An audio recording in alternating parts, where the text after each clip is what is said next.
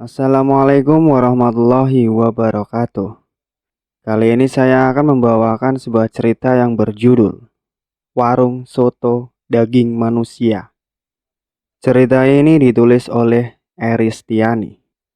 Sebelum cerita ini dimulai, jangan lupa like, komen, subscribe channel ini, dan aktifkan lonceng notifikasinya agar kalian tidak ketinggalan cerita-cerita terbaru dari kami. Tanpa basa-basi dan tidak usah berlama-lama lagi, langsung saja kita masuk ke ceritanya. Tiba-tiba ponsel Pak Darmaji bergetar. Diambilnya ponsel itu oleh Pak D. Darmaji. Halo, Assalamualaikum Pak Rusdi. Pak D. Darmaji terlihat mengangguk-angguk. Raut wajahnya terlihat serius. Ia lalu mematikan panggilan teleponnya. Ada apa Pak? Tanya Bude Parni. Pak Rusdi baru saja mengabarkan jika Lastri pingsan di jalan raya persawahan, perbatasan desa ini dengan desa kita, Bu. Jawab Pak De Darmaji. Loh, itu kan lumayan jauh. Untuk apa Lastri pergi ke perbatasan desa? Gumam Bude Parni. Ayo kak, kita susul ibumu, ajak Pak De Darmaji. Iya Pak De. Aska menyambar kunci motor yang tergeletak di atas meja. Kedua pria itu berjalan keluar rumah. Asna berlari mengikuti mereka. Tunggu Pak De, aku ikut, pinta Asna. Kamu di rumah saja sama budemu, larang Pak De Darmaji. Tapi aku ingin ikut Pak De, rengek Asna.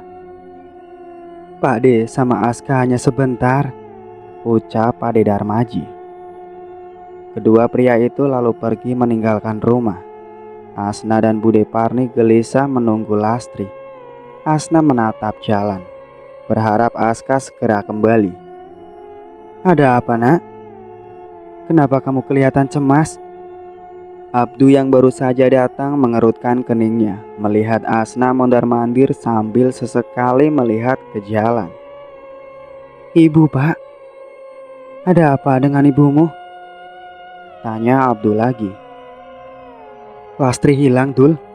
Ada yang menemukannya pingsan di area persawahan perbatasan desa ini dengan desaku.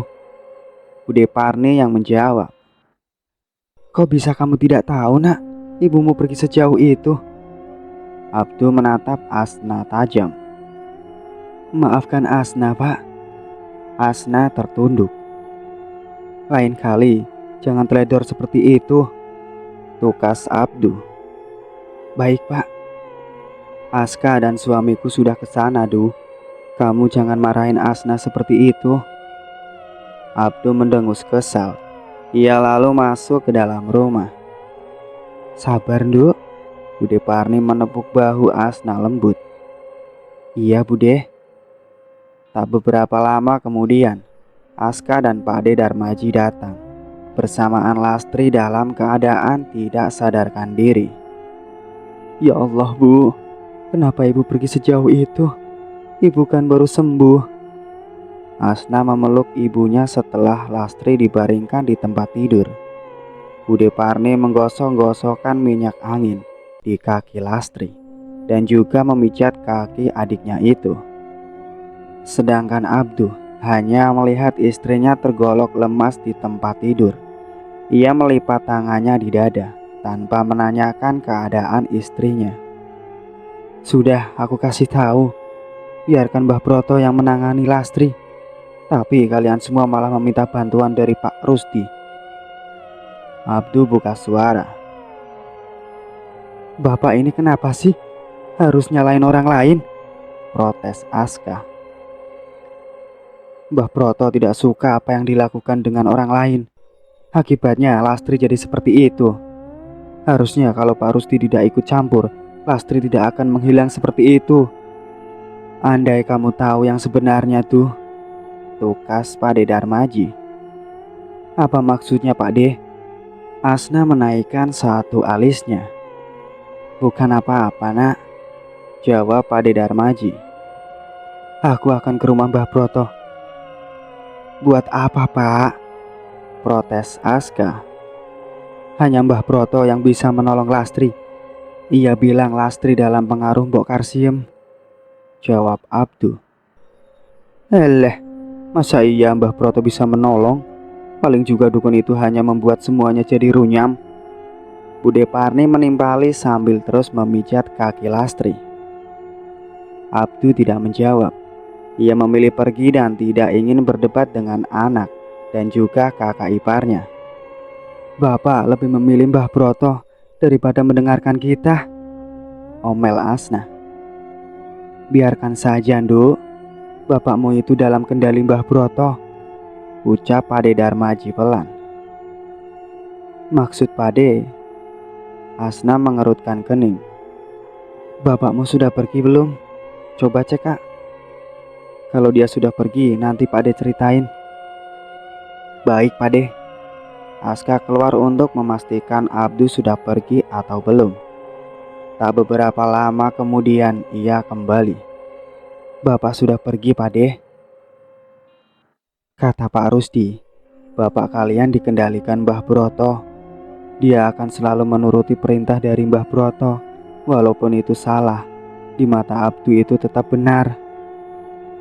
Astagfirullah, Bapak. Pantesan saja Bapak berubah banget, tukas Asna. Dan kalian tahu tidak, jika Mbah Broto bekerja sama dengan seseorang untuk menjatuhkan keluarga kalian?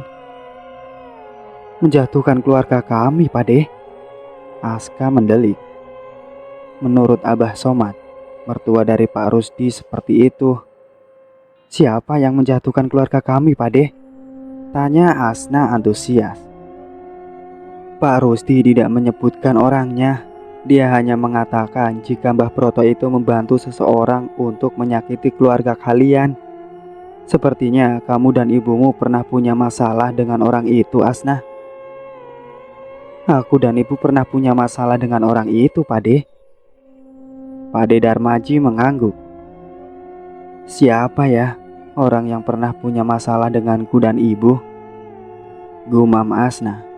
Ia mengingat-ingat siapa yang pernah punya masalah dengannya dan juga ibunya. Ah, aku tahu siapa orang itu. Aska menjentikan jarinya. Siapa, Kak? Asna, Bude Parni dan juga Pak De Darmaji bertanya serempak. Mbok Karsiem. Iya, aku yakin Mbah Broto bekerja sama dengan Mbok Karsiem. Bagaimana mungkin? Kan Mbah Broto sendiri yang mengatakan jika ibu disekap di rumah Mbok Karsiem, tukas Aska. Aska terdiam. Perkataan kakaknya itu ada benarnya. Tapi yang punya masalah dengan ibu dan Asna hanya Mbok Karsiem. Mungkin saja, Bu Nur, ucap Asna. Iya ya, di hari sebelum ibu menghilang, Bu Nur lah yang datang marah-marah kepada ibu. Tapi kan Bu Nur tidak punya masalah dengan ibumu, Mbak, timbal Aska. Bu Nur datang marah-marah kepada ibumu karena apa? Tanya Bude Parni.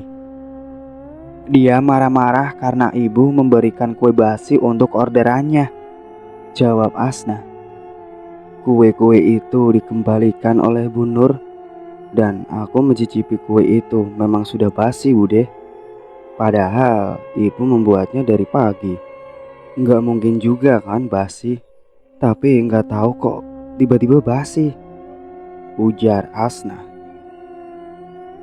Berarti memang ada yang tidak suka kepada ibu kalian, timpal Pade Darmaji. Bisa jadi kue yang tidak basi itu dibuat basi oleh kerjaan orang. Bude Parni buka suara. Bisa seperti itu ya, Bude? Bisa. Dalam bisnis, persaingan kadang membuat orang tidak waras, timpal Pade Darmaji. Tapi memang sepertinya bukan Bu Nur yang tidak suka kepada ibu dan aku, ujar Asna. Asna menopang tangannya. Ia tengah memikirkan sesuatu. Ayah, Waktu aku dan Aska menyelinap masuk ke dalam rumah Mbok Karsim di malam hari, Mbok Karsim bicara dengan seseorang dan aku tahu siapa orang itu sekarang. Tukas Asna. Mungkin benar apa yang dikatakan Aska. Jika Mbok Karsim yang telah bekerja sama dengan Mbah Broto, ucap Asna. Aku yakin banget, Mbak, ujar Aska. Kenapa kamu yakin banget kalau Mbok Karsim yang bekerja sama dengan Mbah Broto? Tanya Pak Darmaji. Ibu kan sudah pernah cerita sama Bapak jika rahasia penglaris celana dalamnya Mbok Karsim sudah ketahuan sama Asna. Ditambah Lastri datang melabrak Mbok Karsim. Bude Parni menepuk keras bahu Pak Darmaji yang duduk di sampingnya. Ibu kan hanya cerita soal penglaris celana dalam, nggak bilang kalau Lastri melabrak Mbok Karsim, ujar Pak Darmaji. Oh iya, ibu lupa cerita. Jika memang Mbah Broto bekerja sama dengan Mbok Karsim, apa sebabnya mereka bekerja sama? Tanya Pak Darmaji. Asna dan Aska mengedikan bahu. Mereka juga tidak tahu apa yang membuat dukun dan penjual soto itu bekerja sama. Apa mungkin Mbok Karsim itu suami Mbah Broto? Tukas Aska. Ngawur kalau ngomong. Asna memotori kepala Aska. Suami Mbok Karsim itu kan Pak Rangsu, kah? Timbal Bude Parni. Pak Rangsu yang jualan kayu bakar itu, Bu? Tanya Pak Darmaji. Iya, Pak. Bapak jadi ingat dengan kematian Pak Rangsu yang sangat tragis. Timbal Pak Darmaji. Pikirannya menerawang jauh, mengingat akan kematian suaminya Mbok Karsim. Pak Rangsu meninggal 1 tahun yang lalu karena kecelakaan, kan Pak De? Asna antusias dengan penyebab kematian suaminya Mbok Karsim. Tidak, Nak. Meninggalnya sangat tragis. Ia ditemukan dalam keadaan leher hampir putus di belakang rumahnya. Katanya kecelakaan. Tukas Asna. Kata siapa? Aska, Pak Darmaji, dan Bude Parni bertanya serentak. Kata Murni. Menurut penuturan Mbok Karsim, ada pencuri yang akan mencuri kambing milik mereka satu-satunya. Karena kambing itu harta berharga satu-satunya milik mereka. Pak Rangsu nekat melawan pencuri itu. Ia membawa golok yang biasanya digunakan untuk mencari kayu di hutan. Selanjutnya bagaimana, Pak De? Asna penasaran dengan cerita Pak Darmaji. Karena takut, akhirnya Murni dan Mbok Karsim meminta bantuan ke tetangga. Warga datang berbondong-bondong ke rumah Mbok Karsim. Mereka langsung mengepung pencuri itu dari segala arah. Ketika mereka akan menyergap pencuri, yang ditemukan hanya Pak Rangsu sudah tidak bernyawa dengan luka menganga di leher dan kepalanya hampir putus. Astaga, sadis banget itu pembunuhnya. Asna mengernyitkan dahi. Teringat mimpinya waktu itu. Ia lalu bicara kembali. Aku bermimpi Mbak Rangsu dirantai dan disiksa oleh prajurit zaman dulu dari cara berpakaian. Ada beberapa orang juga yang disiksa seperti Pak Rangsu. Apa mungkin Pak Rangsu dijadikan tumbal oleh Mbok Karsim? Celetuk Aska. Bukannya Mbok Karsim hanya memakai penglaris untuk jualannya?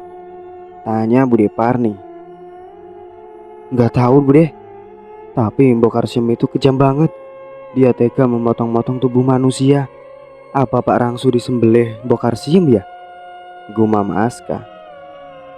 Sejahat-jahatnya manusia, apa mungkin tega menghabisi nyawa keluarganya sendiri? Timbal Asna. Biasanya jika bersekutu dengan jin, mereka harus menumbalkan salah satu keluarganya, ucap Pak Darmaji. Ih, ngeri. Tega banget orang seperti itu. Asna bergidik. Hatinya sudah dibutakan sama setan. Rela melakukan apapun untuk mendapatkan apa yang mereka inginkan. Apa mereka sudah tidak takut dosa meminta kepada selain Allah? Keadaan memang membuat seseorang berbuat nekat. Ditambah iman yang lemah mempermudah iblis dan setan menghasut manusia. Ucap Pade Darmaji. Oh iya, apa yang ingin Pade bicarakan denganku dan Aska? Bagaimana membuat Bapak terlepas dari pengaruh Mbah Broto, Pade? Pade Darmaji mengeluarkan sesuatu dari saku celananya. Campurkan air ini dalam minuman Abdu. Pade Darmaji memberikan satu botol berisi air kepada Asna. Ini apa, Pade? Itu air doa. Sudah dibacakan ayat-ayat ruqyah oleh Abah Somad, mertua dari Pak Rusdi. Baik, Pade. Lalu bagaimana dengan ibu? Untuk Lastri bisa kita atasi setelah Abdu terbebas dari pengaruh Mbah Broto. Oh, iya, Pade. Kenapa ibu bisa pingsan di perbatasan desa? Tanya Asna. Sebenarnya ibumu tidak pingsan waktu Pak Rusdi melihatnya. Ibumu dalam pengaruh jin. Ia mau melompat ke dalam sumur tua yang ada di persawahan. Untung saja Pak Rusdi segera tanggap dan menyelamatkan Lastri ketika ia akan melompat ke dalam sumur. Lastri bahkan sempat menyerang Pak Rusdi, namun jin yang ada di dalam tubuhnya kalah dari Pak Rusdi hingga Lastri pun pingsan. Jelas Pade Darmaji. Ya Allah, untung Pak Rusdi menemukan ibu. Apa sebenarnya yang ibumu lakukan hingga ada yang ingin mencelakainya? Tanya Pade Darmaji. Mungkin gara-gara ibu melabrak Mbok Karsim. Walah, Lastri ini dari dulu gegabah banget, omel Bude Parne. Sudahlah, Bu, semuanya sudah terjadi, tukas Pade Darmaji. Ini semua salahku. Seandainya aku bersabar dan tidak nekat mengambil kuah soto sendiri, ini semua tidak akan terjadi. Asna merasa bersalah. Kalau kamu tidak mengambil kuah soto itu sendiri, kita tidak akan tahu jika ada celana dalam di kuah soto Mbok Karsim, ujar Bude Parni. Betul apa kata budemu, Nak? Kalau kamu tidak membuka kuah soto sendiri, tidak akan pernah ada yang tahu apa yang telah dilakukan Mbok Karsim. Jangan salahkan dirimu atas semua ini. Mungkin Allah ingin membuka kebusukan Mbok Karsim melalui kamu, ucap Pade Darmaji. Lastri berbatuk-batuk. Ia sudah sadar dari pingsannya. Alhamdulillah, kamu sudah sadar, Lastri, ucap Bude Parni. Lastri tidak merespon ucapan Bude Parni. Tatapannya kosong. Ibu, ini minum dulu. Asna memberikan minuman kepada ibunya. Air itu sudah dicampur dengan air pemberian Pak De Darmaji. Lastri menapik gelas yang Asna akan minumkan kepadanya. Ia melotot menatap Asna tidak suka. Jangan coba-coba mengeluarkan aku dari tubuh ini, anak manusia. Gelas itu pecah menjadi berkeping-keping. Bagaimana ini, Pade? Aska cemas dan takut melihat Lastri. Sebentar, Pade hubungi Rusdi dulu, ucap Pade Darmaji. Pade Darmaji mengambil ponsel dari sakunya. Ia lalu menghubungi Pak Rusdi. Beberapa saat ia bicara dengan Pak Rusdi. Pade Darmaji terlihat mengangguk-angguk. Ia lalu mematikan sambungan telepon. Bagaimana, Pade? Apa kata Pak Rusdi? Usapkan air itu di wajah Lastri. Paksa ia minum air itu. Jin dalam tubuhnya harus keluar, titah Pade Darmaji. Asna mengambil botol yang diberikan oleh Pak De Darmaji. Ia menuangkan sedikit air ke telapak tangannya. Bantu Bude pegangi ibu, Kak. Setelah Lastri dipegangi oleh Aska dan Bude Parni, Asna mengusapkan air ruqyah ke wajah ibunya. Awas kau anak manusia. Suara Lastri berat dan berbeda. Cepat minum air itu, perintah Pak De Darmaji. Asna memaksa ibunya buka mulut dan meminumkan air ruqyah, namun setelah air itu masuk ke dalam mulut Lastri, disemburkannya air itu ke wajah Asna. Kurang ajar kalian semua, teriak Lastri. Bagaimana keadaan ibumu, nak? Tanya bapak ketika pulang. Ibu baik, Pak. Ada di dalam kamar, masih tidur. Abdul menjatuhkan bokongnya ke sofa di sebelah Asna. Ia memejamkan mata. Dari raut wajahnya ia terlihat sangat lelah. Bapak mau Asna buatkan kopi? Boleh juga, jawab Abdul. Asna berdiri. Ia pergi meninggalkan Abdul sendiri duduk di ruang tengah. Di dapur Asna menyeduh kopi untuk bapaknya. Tak lupa ia mencampurkan sedikit air dari Pak Rusdi ke dalam kopi. Ini Pak kopinya. Asna menyodorkan kopi itu kepada bapaknya. Letakkan saja di meja, nanti bapak minum kopinya. Abdul menolak kopi yang Asna berikan. Diminum dulu, biar segar pikirannya Pak. Asna membujuk bapaknya. Akhirnya Abdul menerima kopi itu dan langsung meminumnya. Bapak mau mandi dulu, nak. Abdul berdiri. Ia berjalan ke kamar mandi. Iya Pak, sahut Asna. Beberapa waktu di kamar mandi, Abdul kembali dengan wajah lebih segar. Nak, Bapak kok merasa ada yang telah Bapak banyak lewatkan? Tapi apa ya? Abdul mengerutkan dahi. Bapak sudah lama ninggalin sholat. Aska tiba-tiba menimpali. Oh iya, kenapa Bapak bisa sampai lupa? Abdul menepuk jidatnya sendiri. Nak, Bapak sepertinya sudah kembali seperti dulu, ucap Aska. Bapak nggak ke rumah Mbah Proto? Tanya Asna. Mbah Proto yang dukun itu? Asna dan Aska mengangguk serempak. Ngapain ke rumah dukun? Kurang kerjaan saja, jawab bapak tidak suka. Alhamdulillah, akhirnya bapak terlepas dari pengaruh Mbah Broto. Apa maksud ucapanmu itu? Tanya Abdul. Bapak berada dalam... Asna belum selesai bicara terdengar suara ibunya. Tiba-tiba terdengar teriakan Lastri. Abdul dan anak-anaknya berlari ke dalam kamar. Di sana Lastri menjerit-jerit dan mengerang kesakitan. Sakit, tolong sakit. Lastri melolong kesakitan. Bu, ada apa? Ibu kenapa? Asna memegang tangan Lastri. Tolong ibu Asna. Tubuh ibu sakit sekali, panas, serasa terbakar. Lastri benar-benar sangat menderita. Bagaimana ini? Abdul mondar-mandir. Ia panik melihat keadaan istrinya yang melolong dan merintih kesakitan.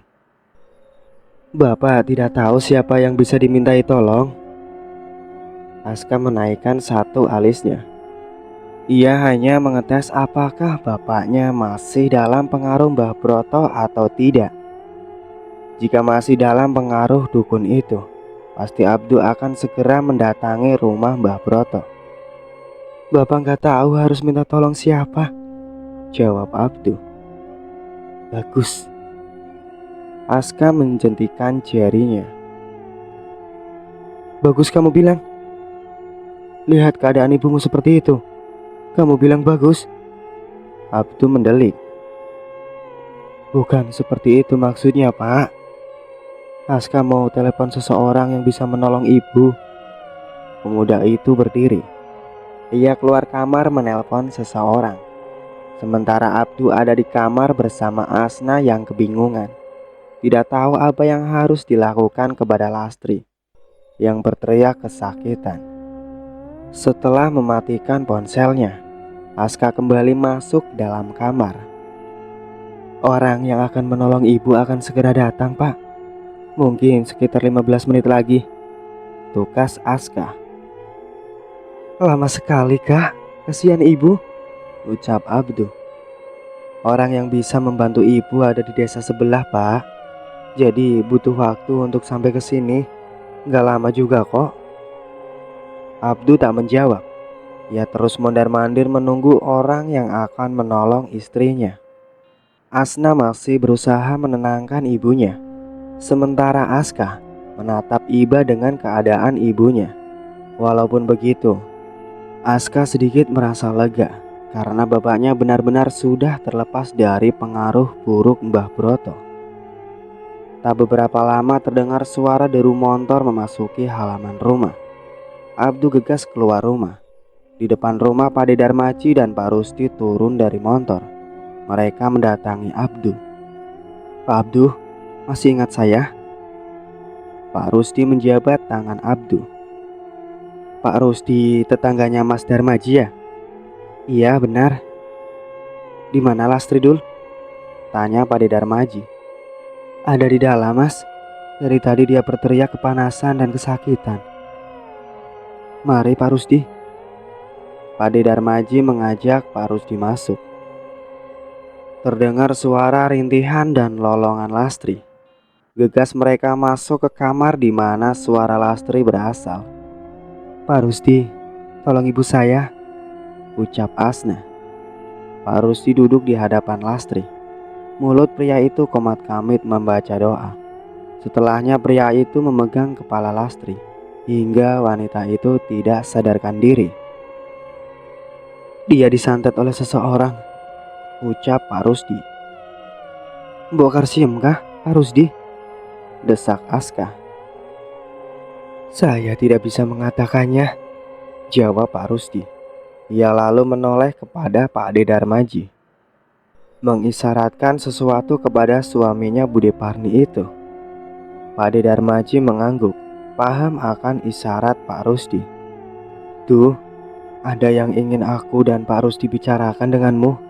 Kita bicara di luar saja, ucap Pak De Darmaji. Baik Mas. Abdu berdiri.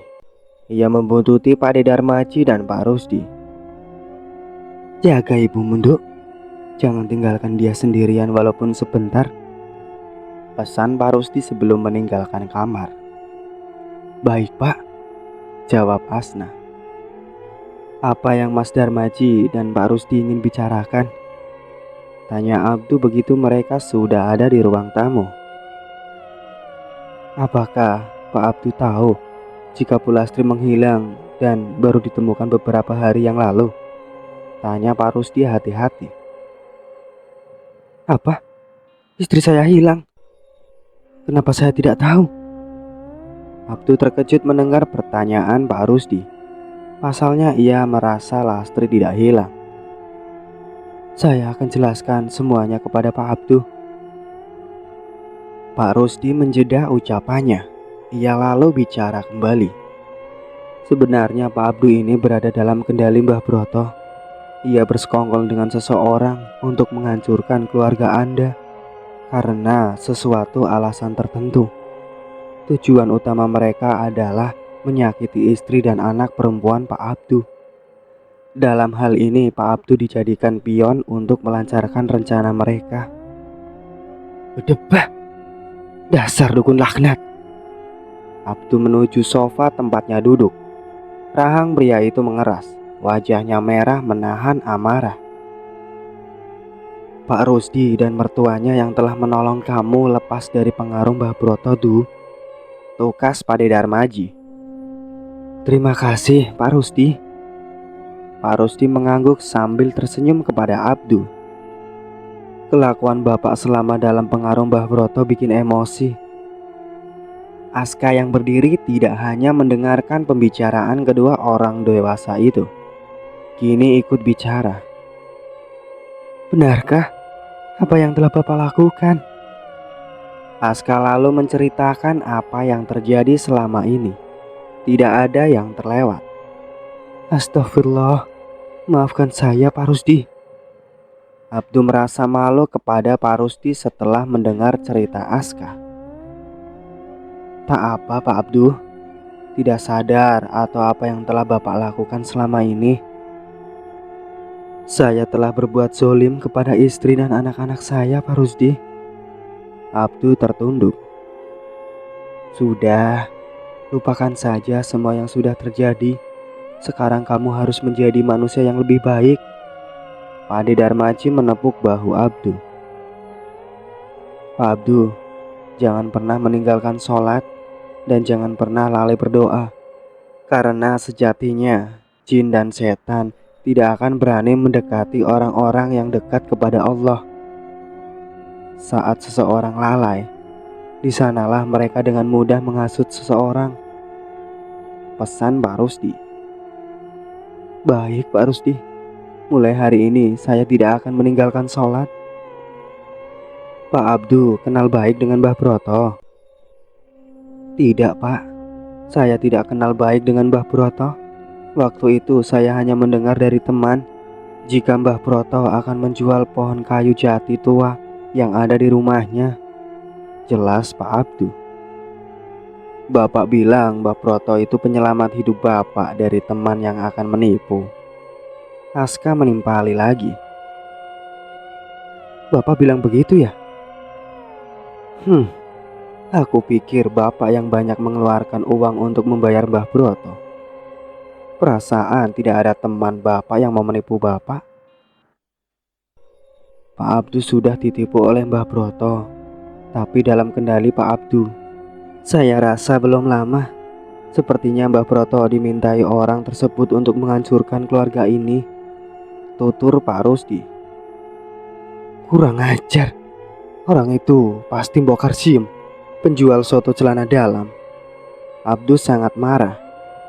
Abdu berdiri. Akan aku beri pelajaran wanita iblis itu. Jangan gegabah Du. Duduklah, tenangkan hatimu.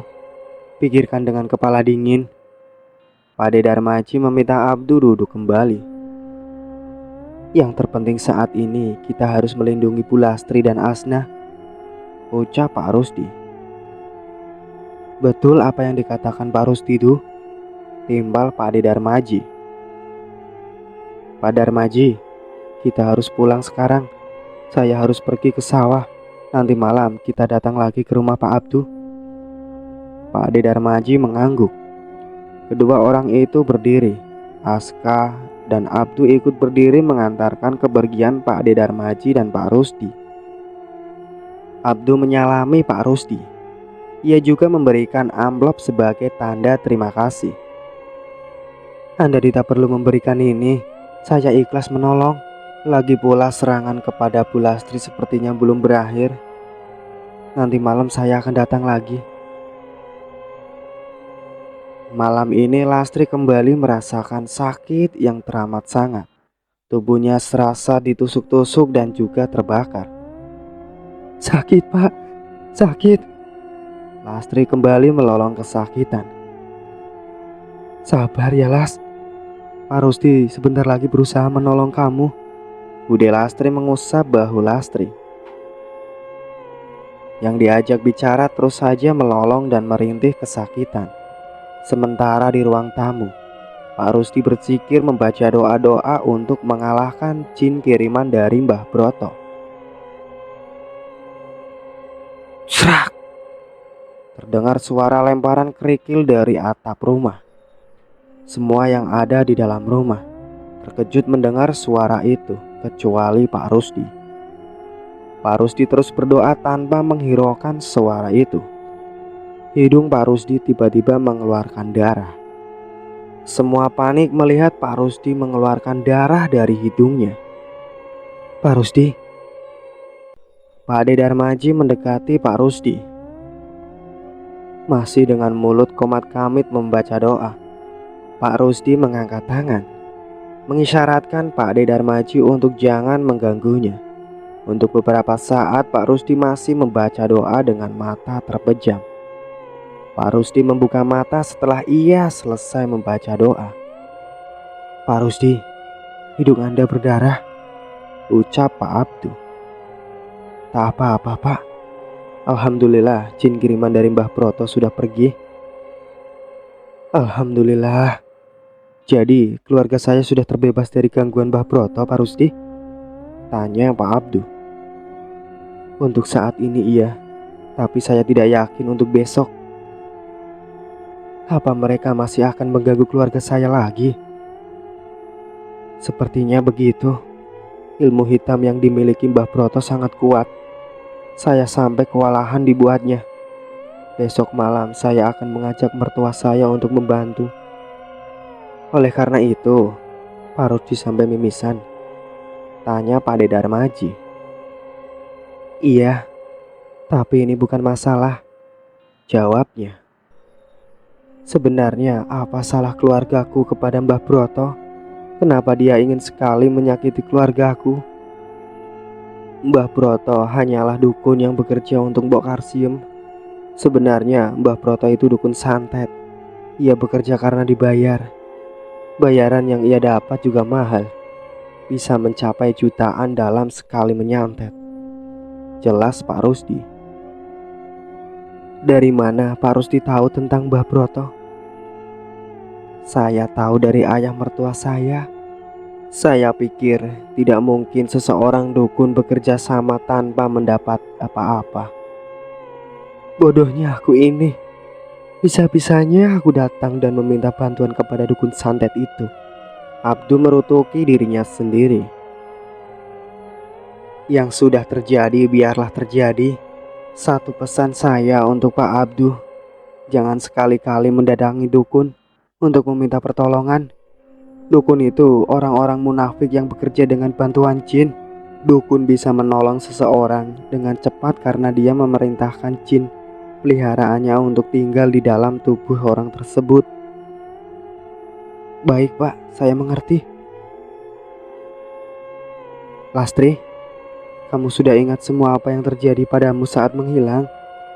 Bude Parni menanyai Lastri. Lastri terdiam sejenak. Ia mengumpulkan memori-memori di otaknya mengenai hilangnya dirinya beberapa hari yang lalu. "Aku ingat, Mbak. Mbok Karsiemlah yang telah menyekapku di rumahnya. Ia bersama Murni juga menyakitiku. Dia mengatakan akan menjadikanku dan Asna tumbal. Mbok Karsiem bukan hanya pelaku penglaris, tapi dia juga pelaku pesugihan. Bahkan Parangsu sendiri ia jadikan tumbal untuk pesugihan itu." Parangsu dijadikan budak iblis sosok berambut gimbal dengan lidah yang menjulur-julur. Aku pernah diperlihatkan keadaan Parangsu. Ia dikelilingi dan disiksa oleh sosok-sosok berpakaian zaman dulu. Tempat itu seperti sebuah kerajaan. Di depan gerbangnya dijaga sosok-sosok hitam berbulu lebat. Masuk ke bagian dalamnya ada banyak pocong dengan wujud amat mengerikan. Di bagian paling dalamnya itulah tempat pemimpin mereka bersembayang, yaitu sosok berambut gimbal dengan lidah menjulur panjang. Menyeramkan sekali sosok itu. Lastri terdiam sejenak untuk mengambil nafas. Bukan hanya Parangsu saja yang disiksa, ada beberapa orang juga disiksa. Keadaan mereka amat memilukan. Lastri bicara kembali. "Mungkin itu orang-orang yang ditumbalkan. Aku pernah bermimpi melihat apa yang ibu katakan." Asna menimpali. "Mbok Karsiem sangat kejam. Ia memerintah jin yang bersamanya mengikuti salah satu orang baik yang membeli sotonya untuk menyelakai mereka dan juga dijadikan tumbal. Tumbal orang baik membuat jin-jin yang ikut bersamanya menjadi lebih kuat. Mbok Karsiem bersama Murni mencuri jasad-jasad orang mati di pemakaman. Mereka menggali makam dan mengambil jasad orang-orang mati untuk dijadikan soto daging." "Ih, benar apa yang kita lihat malam itu, Mbak?" ucap Aska bergidik mengingat Mbok Karsiem dan Murni memotong-motong tubuh manusia Jika ibu akan dijadikan tumbal, mengapa ibu dilepaskan oleh Mbok Karsiem? Ibu mendengar Mbok Karsiem bicara kepada seseorang yang meminta Mbok Karsiem melepas ibu dengan jaminan akan mengendalikan ibu dari jarak jauh. Siapa orang itu, Bu? Tanya Aska. Seseorang pria. Asna ikut bertanya. Iya, dia seorang pria. Sudah pasti itu Mbah Broto. Aska menimpali. Kenapa kamu berpikir Mbah Broto orangnya? Tanya Bude Parni. Karena kata Pak Rusdi, kemungkinan Mbah Broto dibayar seseorang untuk menyakiti keluarga kita. Sudah pada tua, harusnya takut berbuat dosa dan banyak ibadah. Ini sudah bau tanah malah tambah berbuat maksiat. Omel Bude Parni. Setan sudah membutakan mata hati mereka, Bude. Di dalam kamar aku disekap ada banyak tulang-tulang manusia. Bahkan ada juga korban yang baru saja didapat Mbok Karsiem yang diletakkan di kamar tempatku disekap. Potongan tubuh yang masih segar digunakan untuk membuat soto daging, sedangkan yang sudah membusuk entah untuk apa. Arwah-arwah korban dari Mbok Karsiem itu meminta tolong untuk dibebaskan. Mereka terbelenggu di dalam kamar itu. Kamu gak takut, Las? Tanya Bude Parni. Kalau takut jangan ditanya. Sudah pasti aku takut banget, Mbak. Wajah mereka seram banget. Ada yang berwajah pucat sampai berdarah-darah. Mbok Karsiem sangat berbahaya dan jahat. Pantas dia yang dulunya miskin sekarang jadi orang kaya. Benar-benar wanita iblis.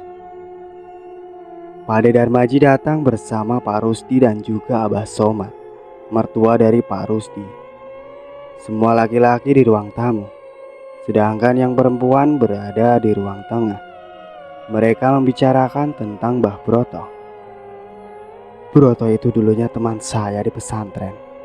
Adiknya juga berada di pesantren waktu itu. Saya lumayan akrab dengan dia di pesantren.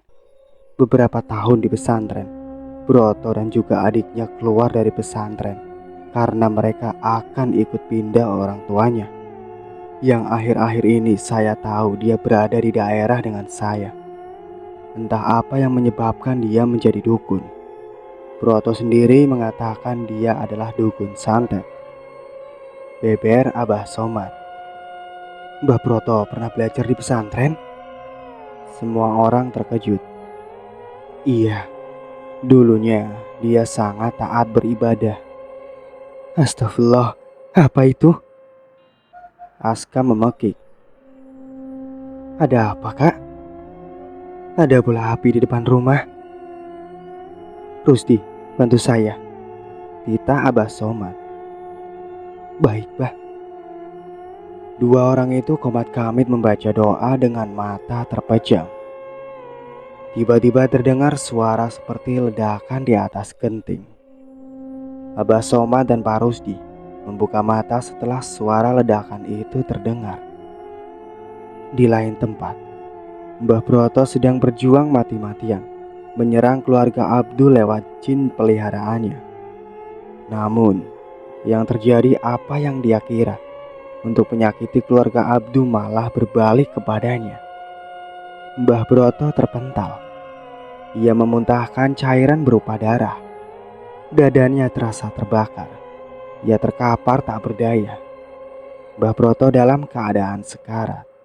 Tubuhnya tidak bisa digerakkan. Mata melotot menghadap ke atas. Arwah-arwah korban yang ia santet mendatanginya. Mereka menatap Mbah Broto benci dan juga seolah menertawakan kondisi dukun santet itu. Lastri pasti sudah mati sekarang. Mbok Karsiem tertawa senang. Pasti itu, Mbok. Mbah Broto pasti sudah membuat Bu Lastri kejang-kejang sampai dia mati. Murni turut senang. Itulah akibatnya bermain dengan kita, Nduk. Tidak masalah si Abdu sudah tidak berada dalam kendali Pak Demu. Malah Pak Demu bisa langsung menyantet keluarga itu. Kalau ingat kamu yang selalu dibanding-bandingkan dengan Asna, hati mbok sakit, Duk. Kamu bisa lebih dari Asna. Asal kita punya banyak uang, uang bisa membuat semua orang tunduk kepada kita. Sia-sia kita beribadah kepada Tuhan selama ini. Tuhan tetap membuat kita hidup miskin dan terhina. Dengan bantuan Pak Demugi, hidup kita menjadi jauh lebih baik. Kita dihargai dan dianggap keberadaan oleh masyarakat. Benar sekali, Mbok. Tuhan tidak menyayangi kita. Siang malam kita berdoa, tetap saja kita tidak kaya. Tetap saja orang-orang menghina kita. Kita pergi ke rumah Pak Demu sekarang. Mbok mau mencarikan korban untuk dijadikan soto daging. Ayo, Mbok. Kedua wanita itu ke rumah Mbah Broto. Mereka tertawa-tawa merayakan kematian Lastri yang dikira sudah mati. Pak De Broto. Murni memanggil-manggil dukun tua itu, yang ternyata kakak dari Mbok Karsiem. Tak ada sahutan dari dalam rumah. Mungkin Pak De Broto sedang tidak ada di rumah, Mbok, tukas Murni. Mungkin saja. Kita masuk saja, Murni, sambil menunggu Pak Demu pulang. Mbok Karsiem mendorong pintu yang memang tidak terkunci. Mbok, bau bangkai, Mbok. Biasanya Pak De tidak pernah membawa mayat yang sudah membusuk ke rumahnya. Apa ada tikus mati? Gumam Murni. Biarkan saja, Nduk. Kita sudah terbiasa dengan bau bangkai, jawab Mbok Karsiem sambil meletakkan pantatnya ke kursi. Murni mengikuti Mbok Karsiem duduk di kursi. Mata gadis itu memindai seluruh sisi ruang tamu Mbah Broto. Mbok, aku mau ke kamar kecil. Murni berdiri. Hawa dingin membuat ia ingin buang air kecil. Mbok Karsiem hanya bergumam. Murni membuka tirai, menghubung ruang tamu dan dapur. Di dapur terdapat sekat untuk memisahkan dapur dan juga ruang khusus Mbah Broto. Seperti ada sesuatu menarik Murni untuk melihat ruangan di samping dapur. Murni mengintip dari celah tirai. Mata gadis itu terbelalak. Mbok, pakik Murni. Mbok Karsiem yang mendengar teriakan Murni gegas berlari ke tempat Murni berada. Ada apa, Nduk? Pak De, Mbok, Pak De. Murni menunjuk ke dalam ruangan. Mbok Karsiem terbelalak mendapati kakaknya meninggal dalam keadaan yang amat mengerikan. Mbok Karsiem duduk bersila dengan beberapa sesajen di hadapannya. Ia ingin mencari tahu apa yang menyebabkan kakaknya meregang nyawa. Mbok Karsiem memanggil jin peliharaan Mbah Broto untuk memperlihatkan kepadanya apa penyebab kematian Mbah Broto. Dengan mata terpejam, Mbok Karsiem diperlihatkan rangkaian kejadian bagaimana Mbah Broto dikalahkan oleh Abah Somad dan juga Pak Rusdi. Debah, aku akan menghabisi kalian semua. Mbok Karsiem membuka mata, tangannya terkepal. Matanya penuh rasa marah dan dendam. Mbok Karsiem kembali menutup mata. Ia memanggil lebih banyak jin untuk menyakiti keluarga Abdu dan juga Pak Rusdi dan juga Abah Somad. Setelah melancarkan aksinya, Mbok Karsiem kembali berjualan soto seperti biasanya dengan dibantu banyak karyawan. Rasakan, kalian semua akan segera mati dengan keadaan yang sangat mengerikan, batin Mbok Karsiem. Santet yang Mbok Karsiem kirim tidak bisa menyakiti Abdu dan keluarganya karena mereka sudah dibentengi doa-doa dari Abah Somad. Seperti halnya Mbah Broto, santet yang dikirim Mbok Karsiem kembali kepadanya. Mbok Karsiem yang sedang melayani pembeli terpelanting ke belakang. Darah segar mengalir dari hidung dan juga mulutnya. Ia lalu kejang-kejang. Pembeli yang menunggu pesanan terkejut melihat apa yang terjadi pada Mbok Karsim yang sedang makan jijik, sekaligus iba melihat keadaan Mbok Karsim. "Mbok," Murni memekik, menghambur memeluk ibunya itu. Mbok Karsim kejang-kejang seperti ayam yang disembelih. Ia menghadapi sakaratul maut. Di saat itulah ia menyesali perbuatan jahatnya kepada orang-orang yang tidak berdosa dan juga kejahatannya yang amat besar kepada suaminya. Ia telah menyembelih suaminya untuk dijadikan tumbal. "Ih, soto apaan ini?" Salah seorang pembeli yang belum sempat memakan sotonya berteriak. "Ada apa? Ada belatung di soto ini," ucapnya jijik. Yang lain pun melihat ke dalam mangkuk soto mereka masing-masing. Benar saja, terdapat banyak belatung mati dalam mangkuk mereka. Beberapa orang yang sudah memakan soto muntah-muntah. Pasti soto yang mereka makan juga banyak belatung. Penglaris celana dalam juga ketahuan dengan kematian Mbok Karsim. Mbok Karsim meninggal penuh dengan penyesalan. Namun percuma saja penyesalannya itu.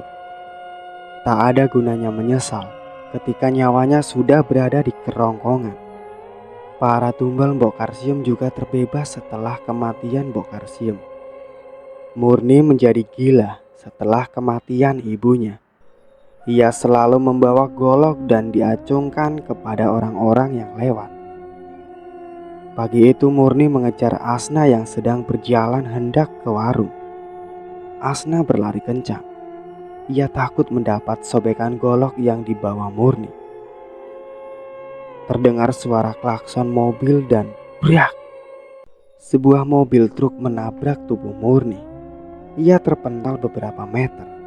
Kepalanya terbentur aspal hingga keluar banyak darah dari kepalanya. Murni menggelepar-gelepar seperti ikan hingga ia tidak bergerak sama sekali. Kematian orang-orang yang menyekutukan Allah seperti Mbok Karsim, Mbah Broto, dan juga Murni sangat tragis. Mereka mati dalam keadaan kafir.